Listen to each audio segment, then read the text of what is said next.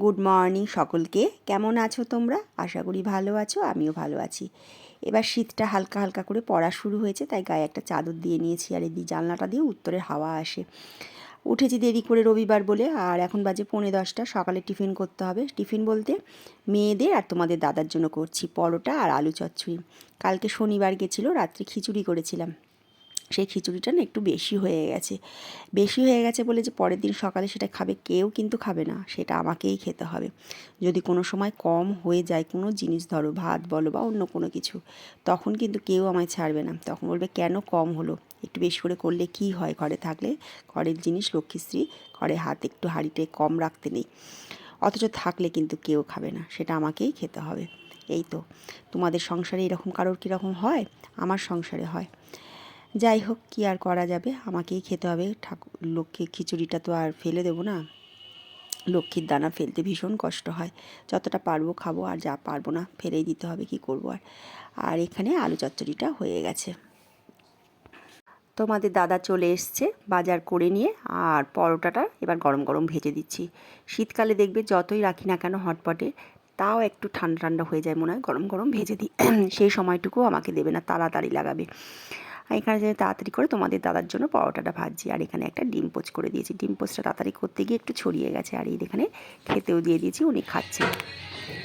বাজার নিয়ে এসছে তো প্রচুর।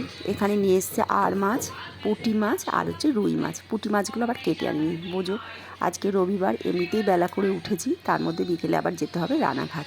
কেমন মাথাটা বাদে ক্যামেরার সামনে আসলাম, আর দেখো মাথায় তেল চুপা তেল চুল বাঁধা, শ্যাম্পু করবো বলে। আর এখানে মাংসটা বসিয়ে দিয়েছি কষাতে। তারপর তোমার দাদা মাংসটাও আমাকে এনে দিল। অনেকটা বেলা হয়ে গেছে, এখন তাড়াতাড়ি করে মাংসটা ধুয়ে আমি মাংসটা চাপিয়ে দিচ্ছি। তার মধ্যেও কিন্তু অনেক কাজ করে নিয়েছি। টিফিন খেয়ে ওই পুঁটি মাছগুলোকে কেটে ধুয়ে সমস্ত মাছ ঢুকিয়েও দিয়েছি।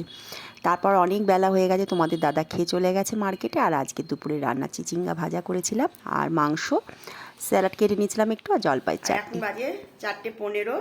খাওয়া দাওয়ার পর একটুখানি শুয়েছিলাম, আর এখন বেরোচ্ছি। আমি আর মেয়ে একটু রানাঘাট যাবো, একটু কাজ আছে। তোমাদের দাদা ওখানেই আমাদের সাথে দেখা হয়ে যাবে, ওখানে দাদা চলে গেছে। তাহলে চলো, ট্রেনটা ধরতে হবে।